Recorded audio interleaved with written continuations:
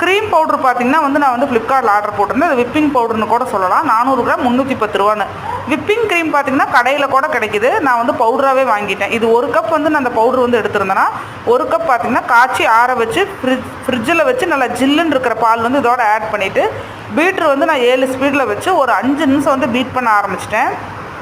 Beat பண்ண தான் வந்து இந்த பாலும் அந்த க்ரீமும் சேர்ந்து நல்லா வந்து கெட்டியாகும்.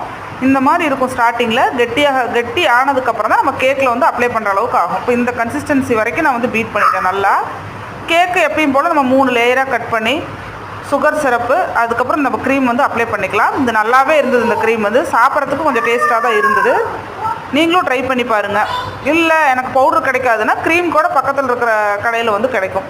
வாங்கி ட்ரை பண்ணி பாருங்கள். நல்லா இருந்தது இந்த பவுட்ரு வந்து. தேங்க்யூ ஃபார் வாட்சிங்.